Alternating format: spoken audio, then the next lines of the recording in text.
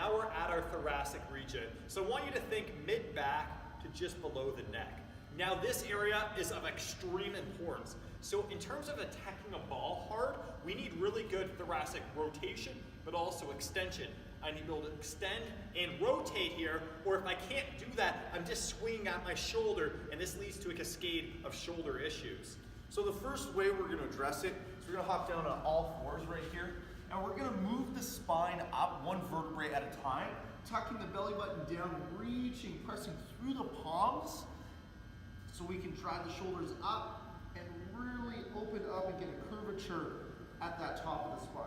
Then we're gonna pull under, get that arch at the bottom, tuck the chin up, but we're not forcing it. The goal is really just to separate a lot of the vertebrae in the top area.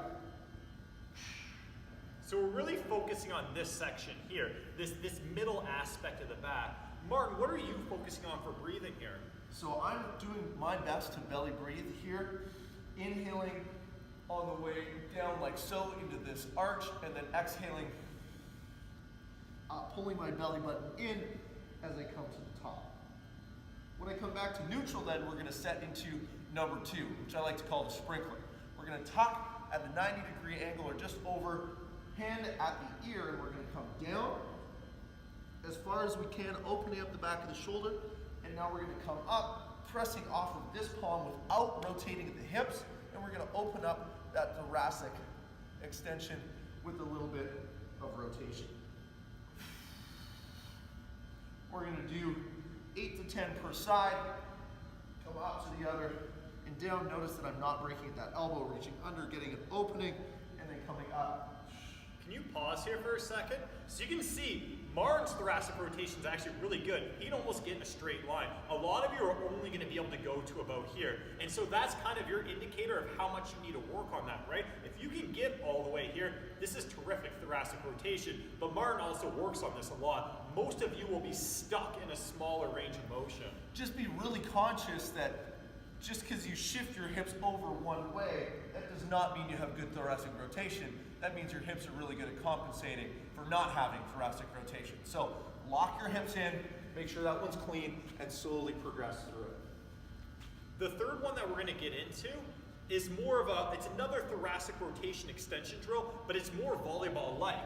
So what I'm going to come down here, I'm going to come in this position, I'm going to squeeze my glutes and keep my abs tight. I'm going to put my hands on my shoulders. I'm going to focus on keeping this belly button facing forward. Inhale, exhale, and rotate around. Then I'm going to come back.